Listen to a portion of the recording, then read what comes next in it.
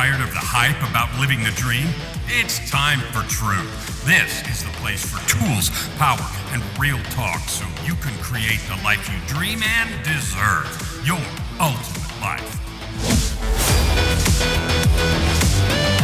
Subscribe, share, create. You have infinite power.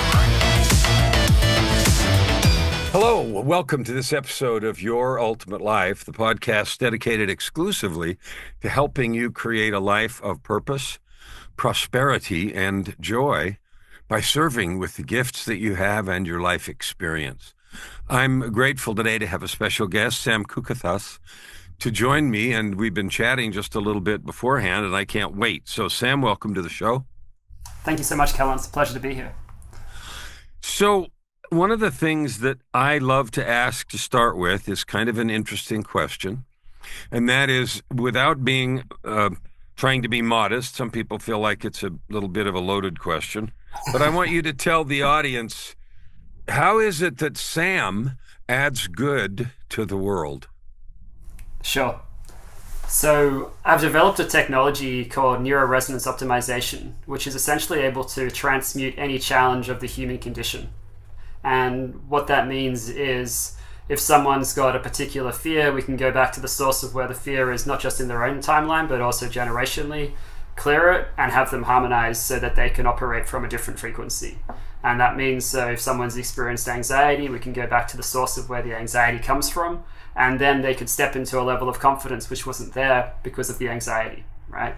If you have something where you want to create the most audacious vision, so the other day someone's saying, okay, I want to create this vision which is going to impact, 1 billion people, and then it's like, all right, well, what's in the way of that actually being fulfilled? And we look at all of the different recurring thoughts, fears, concerns which show up, which are blocking that, as well as anything which is beyond one's own timeline. We clear it using sound frequencies through my voice. And then from there, we activate an experience where they can experience that vision already being fulfilled, that we walk backwards into its creation in terms of what are the next steps. So we can use it both in a macro way, we can also use it in a micro way for the incremental steps along the way if someone's trying to actually build out the systems for creating what it is they want. So that was a lot of very dense stuff. Yeah. And I'm a sound engineer, and I've owned a recording studio for 40 years, and I have 90 something songs in commercial release and blah, blah, blah. Yeah. And you don't know that.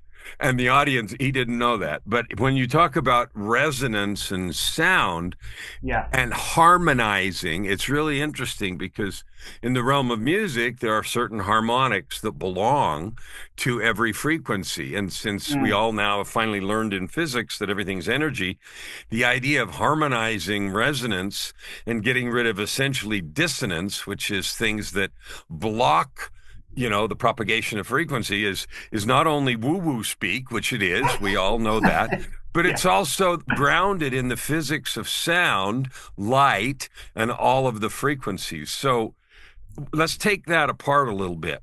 Sure. So there's a conceptual framework that you've laid down, and then there's a method, which is something about your voice. That's and right. So conceptually, the idea is, I'm going to say something, and then I want you to correct it or adjust it or do whatever. Absolutely. Okay. So I have a vision, and my vision is this year, which started in October, I'm going to reach 300 million people with a message and give them some methods and help them with mastery, which turns in the real world into products and services and some kind of coaching if they want to use that. But the message is really about their own capability to create. And you're facilitating that too. So when you think of in your, I won't say modality, I guess is the word. Yeah, modality. Your modality, your modality of that. When you think of some kind of a barrier or obstacle that would be in the way of me or anyone else creating that, what does that look like? How do you identify some dissonance or frequency that's getting in the way?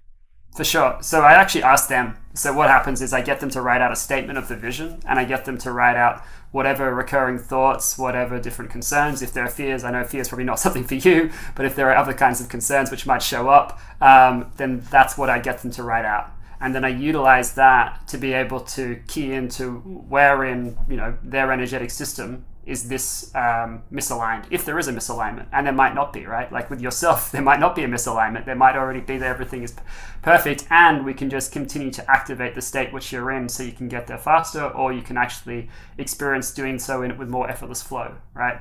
I want to jump on that just for a second. So that's really good, because sometimes you or we might ask somebody, what's in the way of your vision? And they're like, well, nothing. And so what you're saying is, gee, what about amplifying? What about, increasing the resonance or the amplitude of the frequency? Now, why are we talking frequency? Tell the audience, why are we babbling about frequency here? I think very simply, everything has a frequency, and we wear a skin suit, and which we experience as our bodies and our vessels, and then that makes up who we are. But from an energetic standpoint, there's something well beyond that. And in the same way that there are people and there are ideas which you resonate with, there's similar things happening within your cells, where there are things which are resonating and there are things which are not. And when they don't resonate, that can lead to things like illness. It can lead to stress, to tension. It can lead to physical pain. It can lead to challenges around mental health. It can lead to fears and different other concerns, and it can lead to an internal dialogue which is inconsistent with who you truly are. So I love that. And when you say resonant, I want everybody listening to think about something you've heard, and you hear it and you just have this thing and you're going, yeah, that thing, that idea, that person. And another time when you've heard a thing and you're like, oh, no way. Is that what you're talking about? 100%. Yeah, spot on. So what would you say to somebody who would say, yeah, but life is just like it is and crap happens all around me and I can't help it? Yeah. Well, the first thing I'd be wanting to hear is, where did you come up with that idea that you can't help it, right? Where did you feel like you were helpless for the first time? What do you do with that? So if I recite, if somebody, talks to you about a childhood experience or a time when they were abused as a kid or suffered a lot of physical punishment or pain or sexual abuse or something that they were powerless to do, and they dig that up and say it, difficult with whatever difficulty it is, but they vomit it on the table, then what? Yeah, and that happens a lot, just to be clear. So what I'd invite them to do is I'd get them to close their eyes, because I want them to get out of the cognitive mind, and I want them to really presence where they feel that in their body. Because the more they can locate where they feel in the body, the more they're going to start to connect with what's actually there, rather than what's suppressed, right? Because all these different parts of us, they want to be welcomed. All these different emotions, they want to be welcomed, but we've generally been taught to push them away or not to feel them. And this is the opposite. This is actually feel everything which is uncomfortable, because on the other side is something so magnificent you don't even realize what you're missing out on. Even no matter what challenge you've dealt with, no matter how horrific the level of sexual abuse, if sexual abuse is the challenge that you've gone through. And I've worked with countless people where that's been what they've dealt with, right? So I'm familiar with that kind of situation, but I'm also able to hold the space for them, a sacred space, for there's a safety for them to go through that without them being terrified or re-traumatizing them, right?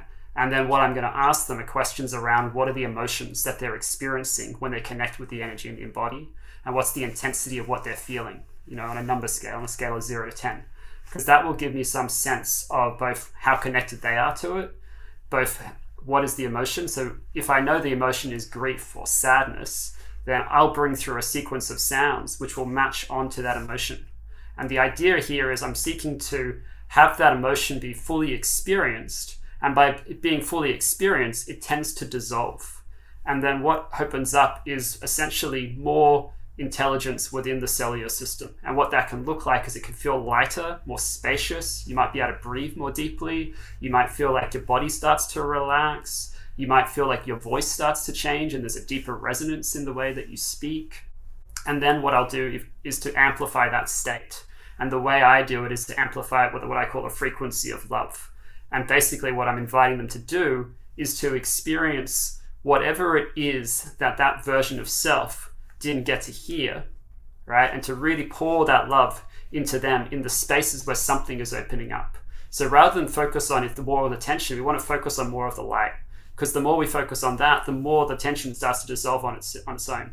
And so I'll keep working with them to go through these spaces to dissolve whatever is there, and to just keep allowing more of this light to open up, so more of their own wisdom, more of their own intelligence can come through, and they can get to a space either of healing, clearing, or creating what they want. So I love that. And some key pieces is the perhaps counterintuitive but powerful idea that the things that you have held on to because of these difficulties are there, and to dissolve them, you don't fight with them, beat them up, push them away, or anything else. Fully experiencing them, which is what you've described, allows them to go away, dissolve. And when they dissolve, it leaves a space. And then the focus is, what goodness, light, and joy can we bring into that space to create peace? And then, now that I'm here in peace, what is it that I have sort of felt on the periphery to do and be that I want to sort of bring into full focus and amplify and create in the world?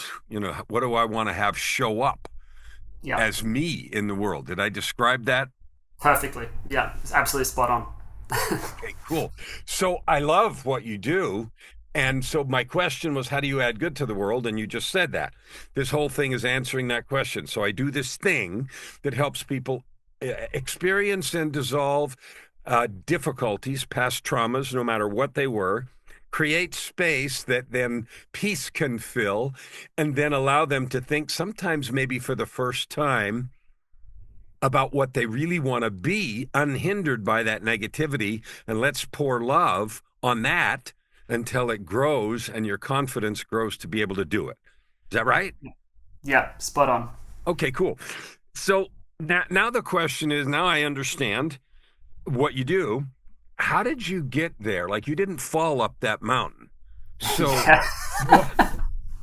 nobody does. I mean, it takes work. I played the piano since I was 5, and I've done a lot of performances, and I played professionally, et cetera, et cetera. And you don't fall up that mountain either.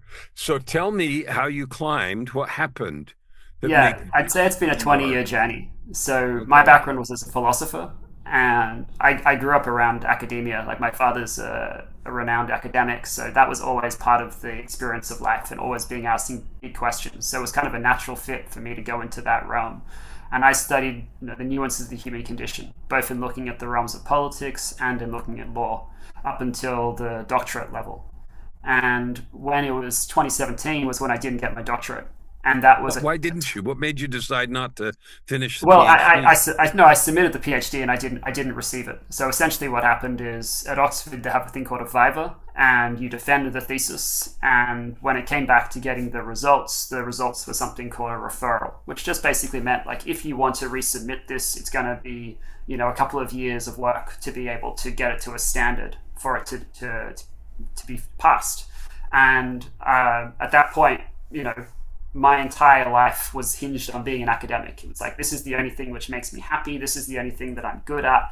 So if I'm not that, I'm no one, right? So the feelings of fear, failure, shame, suicidal ideation were very, very strong at that time point, because I had this sense of having so much potential and I wasn't fulfilling it. And so that was, horrifying to kind of go through. And, after 2 years of my brother asking me to do some personal development, I finally said yes. And that was when I stepped into, in my case, the Landmark Forum in 2017. Not really knowing much about it, but, I just trusted my brother. I thought, I've tried my way for 2 years. It's been horrendous. I don't think it can get any worse. So, I stepped out of that 3.5 days or whatever it was with an entirely different perspective on who I was. And I saw philosophy from a different lens, because I actually started to shift from the pessimist that I was to an optimist within those 3.5 days. And I was like, oh, philosophy can actually be useful. It's not just for like the ivory tower kind of, stuff. So I started to see a new world, and I went through that, that training for a number of years, and got the opportunity to see, okay, there's a bigger version of me than I knew. Like, I wasn't interested in leadership back then. I thought leadership was something which was connected to authority, which is what I wrote about in politics. And I wasn't interested in that. So I wasn't want to be a leader. And, so there's a lot of stories which had to be reprogrammed for me to start to even consider of doing something which wasn't just about me. Right? And then once I saw there was something bigger beyond me that was at stake, and I actually was interested in that, that's when I started to work with leaders who actually were interested in that too. And I worked in a confidential role with someone who'd impacted tens of millions of lives. And every day you would go in an experience of being able to deal with your own humanity and see what was in the way of you being able to be effective in the role. And in that 9 months that I was there, I left it thinking, if I can make this work in this notoriously challenging environment, then it's probably I can do anything. And so from there, I started my coaching business again. It wasn't, super successful. And I was frustrated because it's like, I can't actually share who I worked with or anything like that. And I had to discover something beyond the version of needing something or someone's validation to be able to be a success. And it started to shift in 2022 when I was in a plant medicine journey, a guided plant medicine journey. And I wrote 2 pages of intentions down, and everything showed up. Everything that was a problem or a fear showed up, and then it quickly dissolved in experiencing it. And then from that space, it was like a space of pure creativity. Essentially, the same sort of space that I'm talking about when I work with people was the space that I was experiencing. So like there was nothing in the space, so you can create anything. And so from my awareness, things came in like, in a hallucinogenic state, I'm coaching the then Prime Minister of England, Boris Johnson. I'm, talking to organizations in transformation and questioning the litigious nature of their organizations. I'm talking to a person who is an energy healer and talking about the quality of the lack of integrity of his programs. And then I get a much deeper message where imagine essentially doing snow angels on a floor in a room where there's people around you just making sure you're fine and saying, I'm here to heal all the bullshit in the world. And with these psychedelic journeys, you can choose how you go. You could either go, that was a nice trip or whatever, or you could say, well, what's the wisdom in this? And for me, I went, well, it seems maybe there's something in the healing world that I'm meant to do. And I'd already kind of felt a pull towards it, but I'd also been told by others, no, that's probably snake oil. You should avoid that. So I kind of listened to them and thought, no, this is just me being gullible again. Some old story of Sam. But when I did it this time, it basically entirely changed my life, and it changed the paradigm in which I saw what was possible, not just for me, but for others. And I started to get coached on the second day of this training on fear of success. And very quickly, we were looking at where is that located in the body. So this is where I started to understand things at a somatic level. And I saw, there's this real horrible pain in the left side of my torso, which has been there, strangely, since basically after the plant medicine journey. And in this space, I discovered I could essentially heal myself. So I started to transmute the energy, and the energy ran all the way down my leg, about a foot beyond my feet, and then about a foot beyond my hands. And then I did something even stranger for me, which I started to speak in a different voice. I started to effectively channel. And I spoke to the person who was leading the program. And I said, hey, I saw you in my plant medicine journey, did some of your business programs. You're a great healer. Why don't you focus on that? And he was really supportive. He said, I've actually considered doing that, but I also love the healing. And I said, okay, great. Carry on with what you're doing. But that space of seeing how quickly, within like maybe 7 minutes it would take to get someone to peace, opened up an entirely new world of what was possible. But I also saw there was something missing because it was focused on just healing something, but it wasn't actually showing the possibility of creation.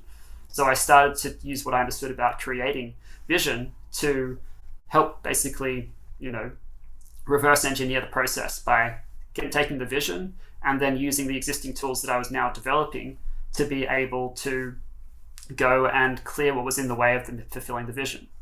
But then things got interesting again, where my own skepticism was around breath. Like breath was one of the techniques which they talked about, but I thought this is snake oil. This part doesn't mean anything. But suddenly I was watching a video which is called TBOT NFL. If you ever look it up on Commitment, Steve Hardison on Google, you'll find this video. It's a very powerful video as a way of creating yourself as a commitment, as a declaration. And every time I'd watched it, something had emerged. And on this particular time I was watching it, it's about an hour and 36 minutes in, and I stopped it and I felt an internal frustration. I was like, why can't I do for myself what I do for others?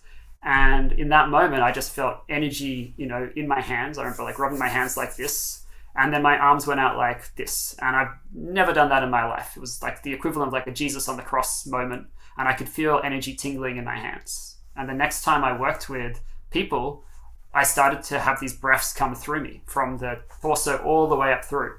And I used to describe people as like, this is almost like my mouth would look like Voldemort. It was breathing through my mouth, but the power of the breath was able to shift fear, clear physical pain in the body, and it was incredibly potent. And so that was the way that I developed it until I did another unusual experience, which led to a clearing in my throat, and I started to be able to use sound frequencies. So there's been this evolution, almost like the upgrading of an operating system across the time.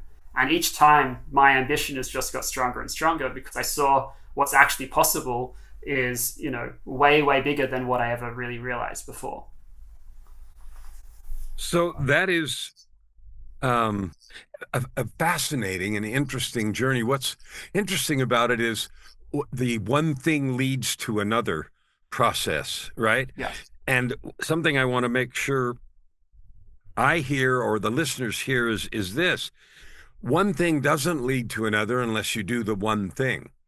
So in other words, something happens to you, an idea occurs to you or an experience, and you say yes to that experience, and then you play with it, which is what allows it to lead you to another thing. The upgrading of an operating system doesn't happen unless you upgrade the operating system. In other words, you have to actually do the stuff. And we live in this sort of world, this download and double click, and we want to get right to the end zone right now. Right? We don't want to have to fight our way down the field or climb up the mountain or whatever the metaphor is, right? Yeah. We don't want to do that work. We just want it to happen. Why do you suppose we all, to more and less degree, live with both the story and the reality of experiencing life far below what's possible?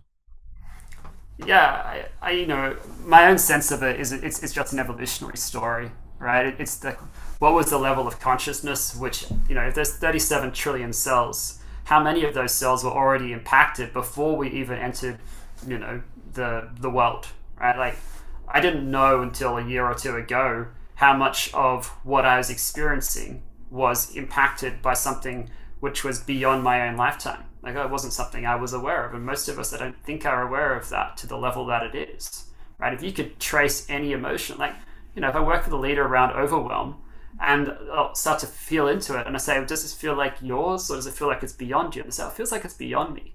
And then in that moment, as I start to bring through this sound, which is a, ancestral generational clearing sound, they basically connected with an experience of ancestors who were slaves. So there was a lack of freedom in that capacity.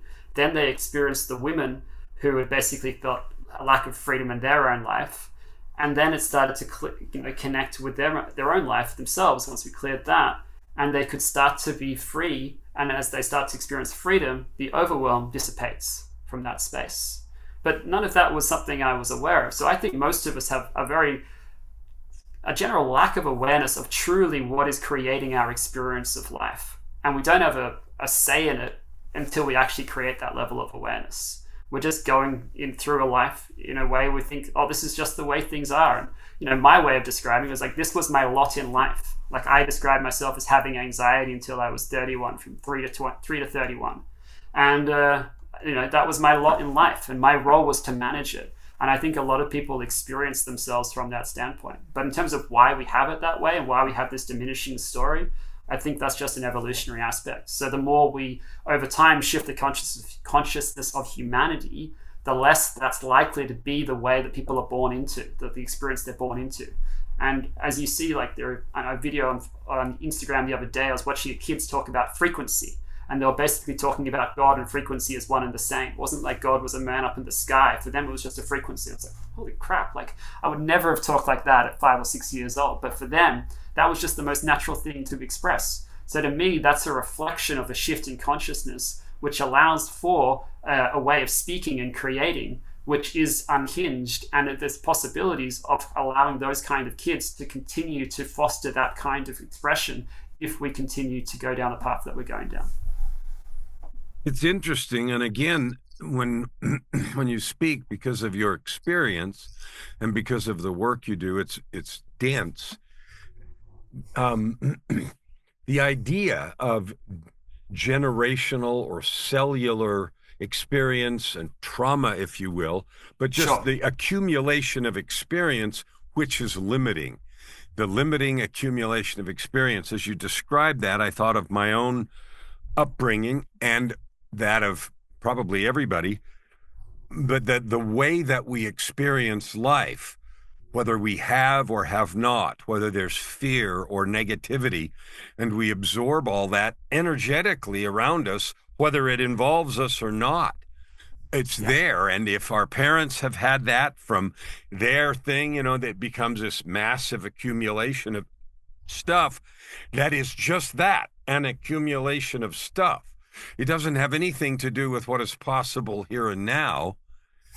And being able to then experience that for what it is, an accumulation of stuff, and then let it go, because that's all it was anyway, is an accumulation of stuff, and then live in the emptiness of what is possible, the openness, by emptiness, not negatively, but Yeah. the openness of what is possible, the expanse of possibility.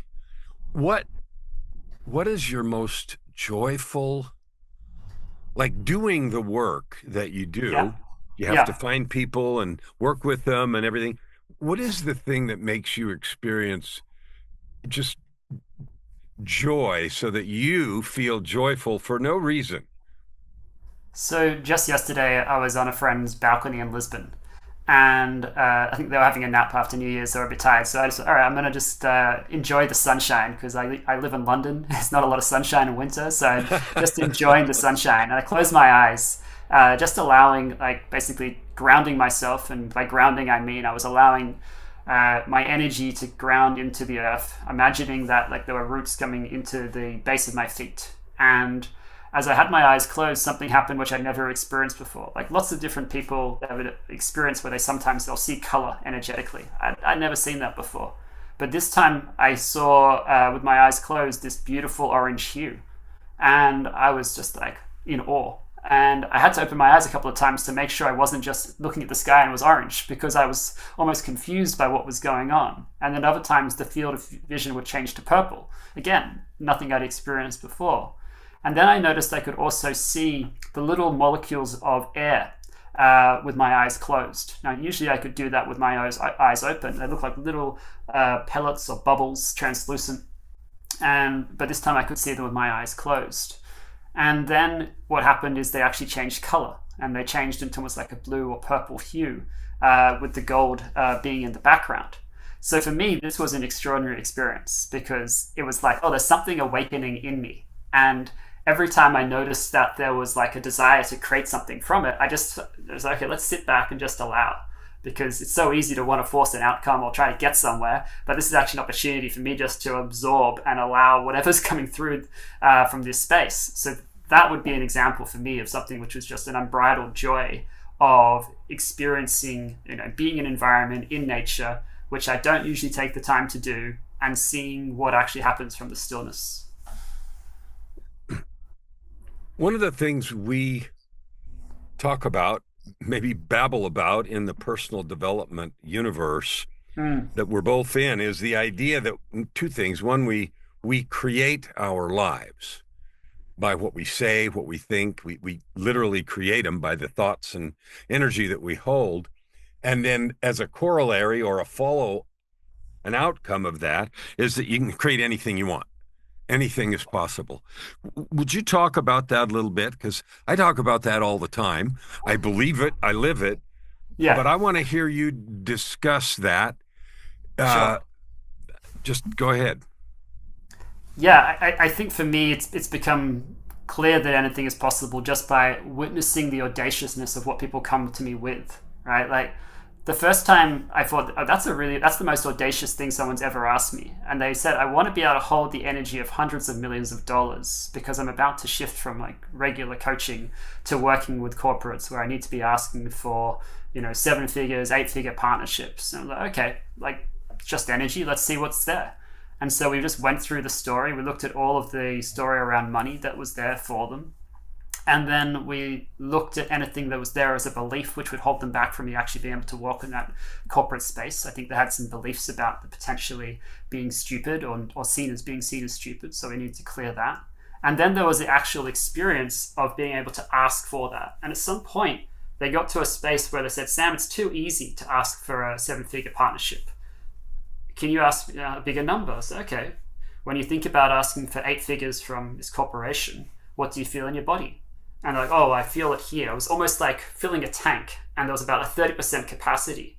So what I worked with them in that particular session was just to be able to feel their capacity, so that by the time, there was no uncomfortability about asking for that sort of number. It was just like, oh, I could ask for anything. And so from that experience, I started to think, okay, well, if that's possible for them, right, what's possible for everyone? What's possible for anyone around their own financial capacity? Like, the ceiling is just an imaginary ceiling.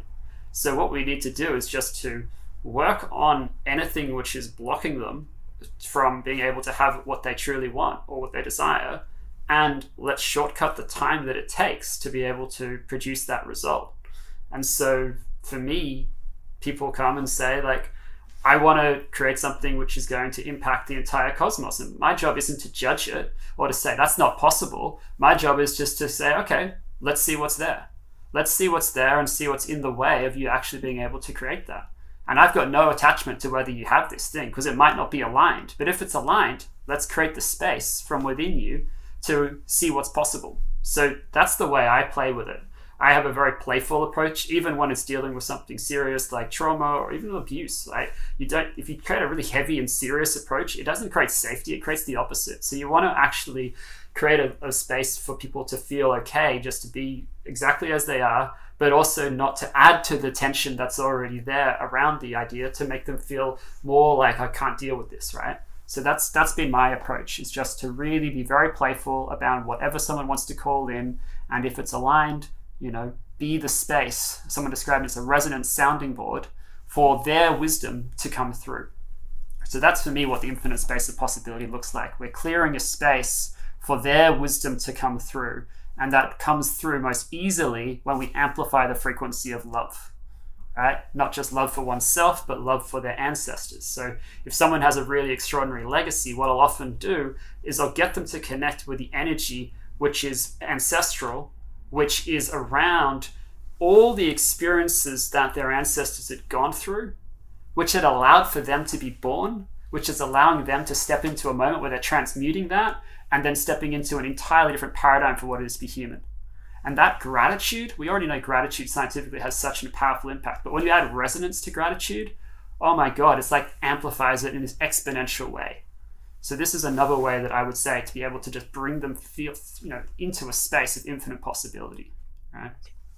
So the language that you're using and the words describe a situation. You talked earlier, maybe it was in this episode or maybe it was before, about using your voice in a particular way to do that. And in your own experience, you've experienced the deepening of voice and other kinds of things. So what do you mean? What does that mean? You talk about ancestral voice and, all these different sounds. Totally. Tell me a little bit more about that. Sure. So, and it's all been a discovery-based process for me. So what the journey of sound as it started, I like to describe as a bit like a boy going through puberty where their voice starts to break. So suddenly I could make this sound where it would start like a really like bass sound, and then it would go up to like a high pitch, almost like a chorister in terms of its frequency. And it would be about 15 seconds, it would just go up and down. And in that time, it would release something or it would create more light within someone. And then from there, I worked with someone because I hired them to be able to help me work on transforming group consciousness. And I didn't know whether that was truly possible, but I had a sense it was. And she said, yeah, we can do that. We just need to be able to expand your capacity beyond your physical body.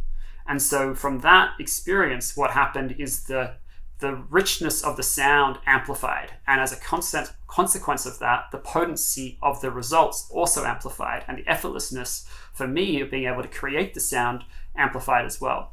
And so what happened was I kept going through these different spaces where the texture of sound changed. And as the texture of sound changed, I started to see, oh, wait, it's not just like this up and down sound. There's also this melodic aspect which wants to come through. So just to give you some context, the reason that I use the melodic sounds that I do now is because I did what's called basically a past life regression.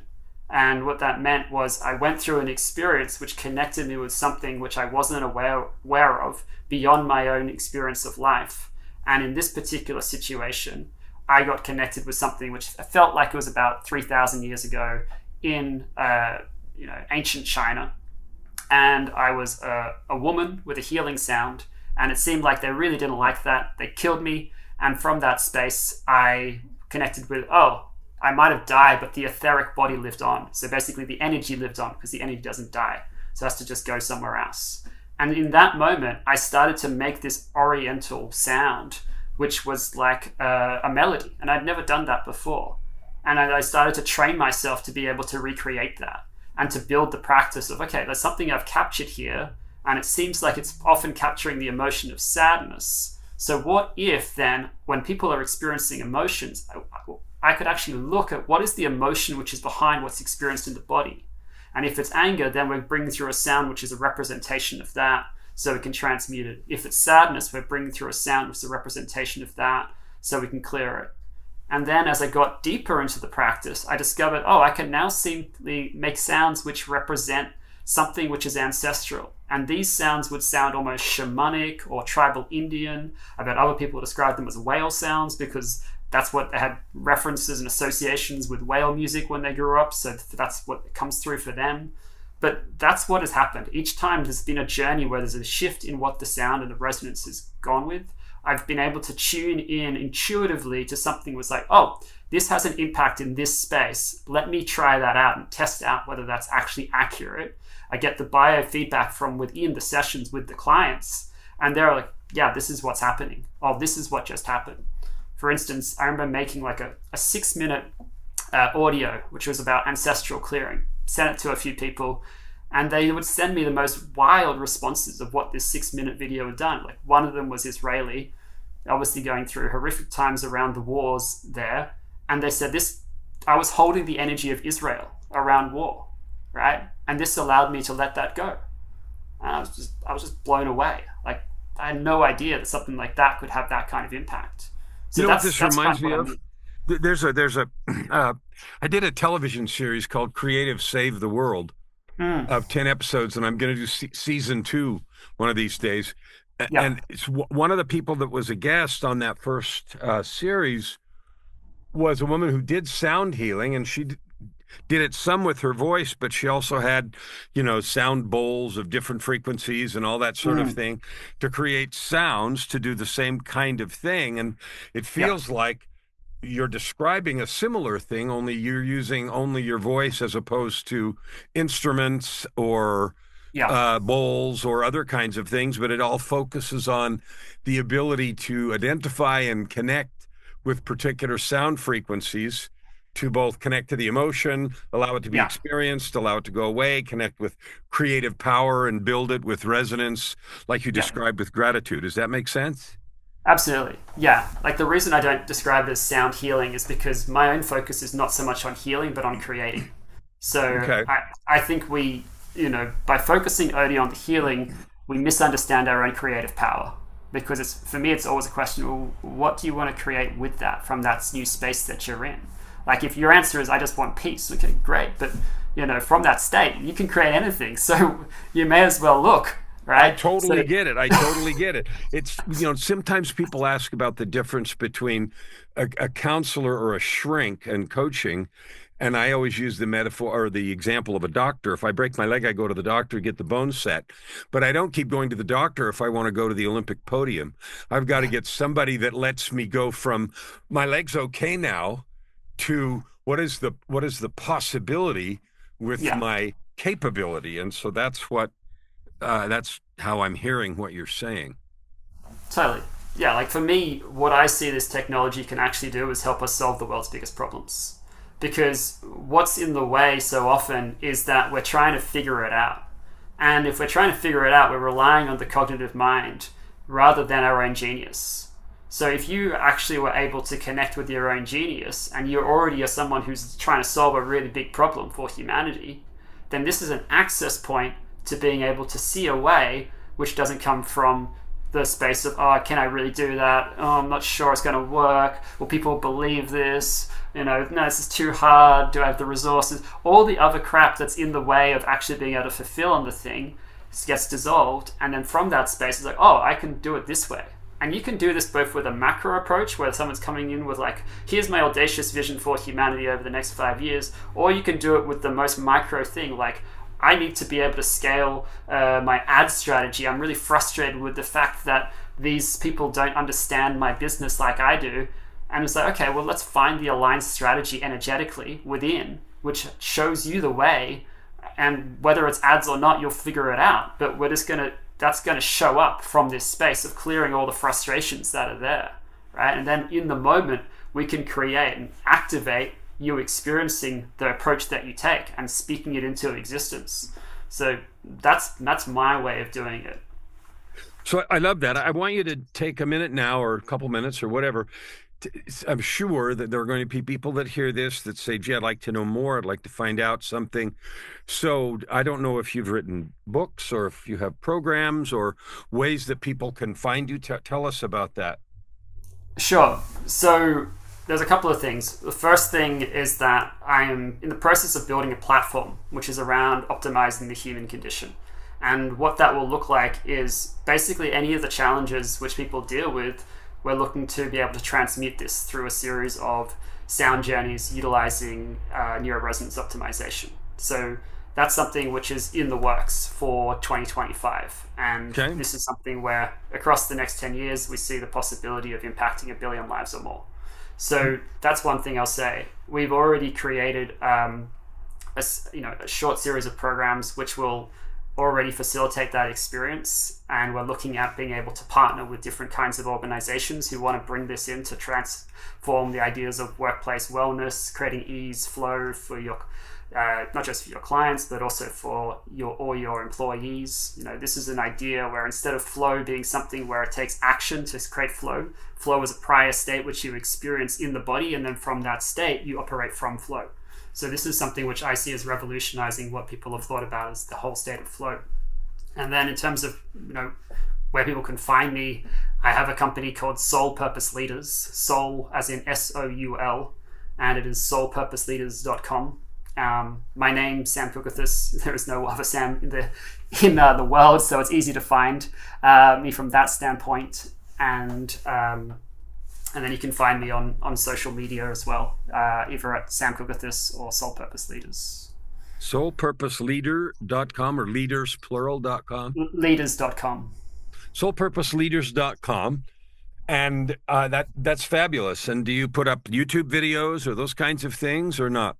I've done some YouTube videos, but it's not been where I've primarily put my attention. But it's something that I'm looking at in 2025. Both to be actually I was just curious about where people might find you talking about or doing something so they can see more and like I've done a series of podcasts and I'll be doing a lot more of that. But I often also facilitate in unusual spaces. So I facilitate in places like Antarctica, the pyramids of Egypt, Cuba, or on a boat for a friend's 40th birthday. I'm about to go back to LA, I think, to do another retreat. So I'm always being invited to these kinds of experiences as well. So if people are looking to be able to bring a very unique form of quantum leadership into their programs, or if they're looking to bring something into a retreat space, then that's also something that I do. Sam, thanks for sharing your journey, your wisdom, and your invitation with us today. I appreciate that. Thank you so much, Kellan. It's been an absolute pleasure to talk to you. Listeners, I'd like or watchers, I hope you're watching the video, but I want you to take time to listen to this a couple times. Sam talks fast, which I do too sometimes, and he says a lot of dense stuff that can sound like a bunch of as it goes by, and I want you to slow down and hear what's possible there. The truth of our ability to create anything, which I've talked about a lot, and so have other guests. You can have whatever you want in your life, and the way that happens is clear out what's in the way, what's in the space of your creation now, create space, and then move forward in the same way, amplifying the true desires and capabilities, gifts, and talents that you have. And in that way, you'll be able to move forward and create your ultimate life. Never hold back and you'll never ask why. Open your heart and this time around. Right here, right now. Your opportunity for massive growth is right in front of you. Every episode gives you practical tips and practices that will change everything. If you want to know more, go to KellanFluckigerMedia.com. If you want more free tools, go here, YourUltimateLife.ca. Subscribe, share. Stand with your heart in the sky and your feet